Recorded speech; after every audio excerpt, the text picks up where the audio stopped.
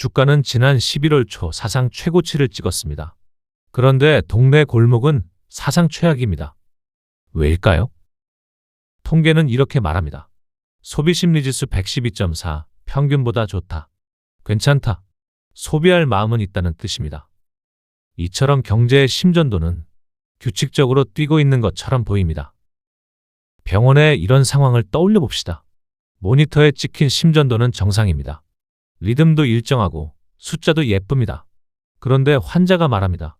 숨이 막히고 손발이 얼어붙는 것 같아요. 지금의 한국 경제가 바로 그렇습니다. 경제의 심전도와 일반 시민들이 느끼는 고통이 완전히 엇갈리고 있습니다. 당신이 자주 가던 그 카페? 어느 날 문 앞에 이런 종이 한 장이 붙었습니다. 그동안 사랑해 주셔서 감사합니다. 조용히 하나씩 사라지고 있습니다. 지난해 기준으로 자영업 폐업자는 98만 명입니다. 폐업 사유 1위는 매출 부진입니다. 2023년 폐업자의 48.9%가 사업 부진을 이유로 들었습니다. 이는 2010년 이후 가장 높은 비율입니다. 코로나 때의 폐업 이유 1위는 임대료였습니다. 그때는 버틸 수 있었고 지금은 손님 자체가 사라졌습니다. 특히 눈여겨봐야 할 것은 연령별 폐업률입니다. 20대 자영업자 폐업률은 20.4%입니다. 창업한 청년 5명 중 1명이 1년 안에 문을 닫습니다. 30대는 14.2%입니다.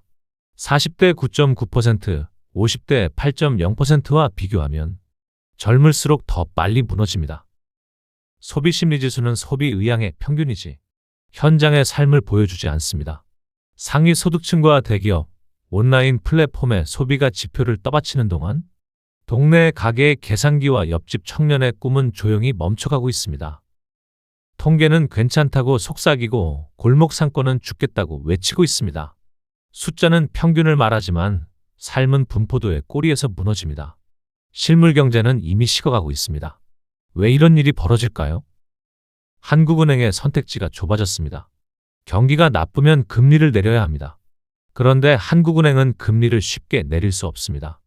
첫째, 가계부채 때문입니다. GDP 대비 90.5%, 절대 규모는 1968조 원, 전세보증금까지 포함하면 GDP의 145%입니다. 이게 얼마나 높은 수준일까요?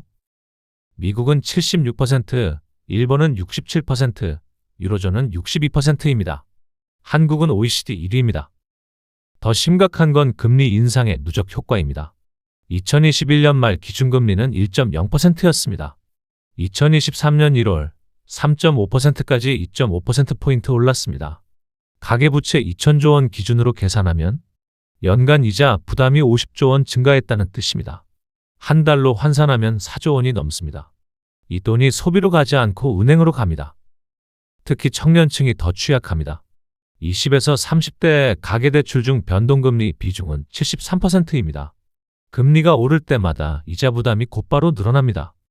신용점수가 낮고 담보가 부족한 청년들은 고금리 대출에 더 많이 노출돼 있습니다. 그런데 금리를 내리면 대출이 더 늘고 부동산은 다시 들썩입니다. 둘째, 미국과의 금리 차이 때문입니다. 미국 기준금리는 4.5%입니다. 한국은 2.5%입니다. 2%포인트 역전된 상태입니다. 금리를 내리면 자본은 한국을 떠나 미국으로 더 빠르게 이동합니다. 환율이 오릅니다. 수입 물가가 오릅니다. 우리의 장바구니는 더욱 가벼워집니다. 금리를 내리면 부동산이 과열되고 환율이 폭등합니다. 그럼 지금처럼 조금씩 내리면 괜찮을까요? 한국은행은 2024년 10월과 11월 연속으로 0.25%포인트씩 내렸습니다. 현재 2.5%입니다. 하지만 속도가 너무 느립니다. 과거를 보면 알 수 있습니다. 2008년 글로벌 금융위기 때 한국은행은 금리를 5.25%에서 2.0%까지 내렸습니다. 3.25%포인트를 7개월 만에 내렸습니다. 그래서 경제가 빠르게 회복됐습니다. 2020년 코로나 때도 그랬습니다. 1.25%에서 0.5%까지 내렸습니다. 0.75%포인트를 4개월 만에 내렸습니다. 유동성이 풀렸고 자산시장이 반등했습니다. 지금은 어떨까요? 0.5%포인트를 1년에 걸쳐 내렸습니다. 속도가 10분의 1도 안 됩니다. 더 빨리 내릴 수 없을까요? 그럴 수 없습니다. 지금 2.5%에서 0.75%포인트를 더 내리면 1.75%가 됩니다. 미국 금리가 4.5%인 상황에서 1.75%포인트 역전됩니다. 환율이 1,500원을 넘을 겁니다. 수입 물가가 폭등합니다. 서민 생활이 더 어려워집니다. 그리고 2008년처럼 대폭 인하를 하려면 금리를 2.0%는 더 내려야 합니다. 그럼 0.5%가 됩니다. 미국과 4%포인트 역전입니다. 불가능합니다.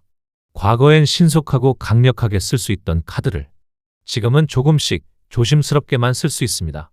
속도가 느려진 정책, 이것이 실물이 식어가는 이유입니다.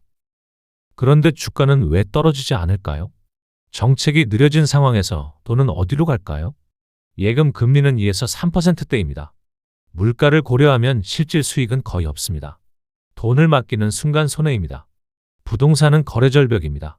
대출 규제는 강해졌고 가격은 불안합니다. 지금 사도 될까? 라는 질문에 누구도 답을 할 수 없습니다. 주식뿐입니다. 이건 투자 판단이 아니라 속어법입니다. 다른 선택지가 사라진 상태입니다. 이것이 주가가 떨어지지 않는 이유입니다. 실물이 식어도 돈은 주식으로 몰립니다. 갈 곳이 없기 때문입니다. 11월 한 달 동안 외국인은 14조 4,560억 원을 쏟아냈습니다.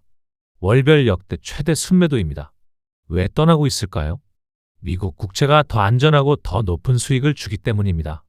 한국은 내수 침체, 가계부채, 수출 둔화라는 문제가 누적돼 있습니다. 외국인 투자자 눈에 한국은 리스크만 들고 보상은 줄어든 시장입니다. 코스피는 11월 3일 4,221에서 11월 말 3,900선까지 내려왔습니다. 약 7에서 8% 하락입니다. 이 정도 외국인 매도면 10% 이상 폭락했어야 합니다. 그런데 주가는 무너지지 않았습니다. 개인 투자자가 9조 2,870억 원을 받아냈기 때문입니다. 외국인이 던진 삼성전자, SK하이닉스를 개인이 받아내며 폭락을 막았습니다. 개인 투자자 중 누가 샀을까요? 2030세대가 주축입니다. 영끌, 비투라는 말이 있습니다. 영혼까지 끌어모아 투자, 빚내서 투자. 한국예탁결제원 자료를 보면 신용융자 잔고가 11월 중순 26조 원을 넘어섰습니다. 사상 최고치입니다. 빚내서 주식을 산 사람들이 급증했습니다. 개인 투자자는 영웅이 아닙니다. 선택지가 사라진 사람들입니다. 개인마저 지치면 더 이상 받을 사람이 없습니다. 펀더멘털과 무관하게 오르는 시장, 정책이 느려진 상황, 개인이 마지막 버팀목인 구조. 이것이 지금 우리가 서 있는 시장입니다. 지금 우리는 얼어붙은 호수 위에 서 있습니다. 표면은 버티고 있지만 발밑에서는 균열이 퍼지고 있습니다. 호수 위를 뛰는 사람들은 많습니다. 하지만 얼음의 두께를 재는 사람은 없습니다. 숫자는 감정을 숨기지만 구조는 진실을 말합니다. 방향을 보아야 할 때입니다. 금융당국은 반드시 무엇인가를 할 것입니다. 하지만 한국은 스스로 결정할 수 없습니다. 트럼프와 이재명 두 대통령의 선택이 우리의 삶을 결정합니다. 두 대통령이 만들어낼 여러 갈래의 길, 다음 영상에서 보여드리겠습니다.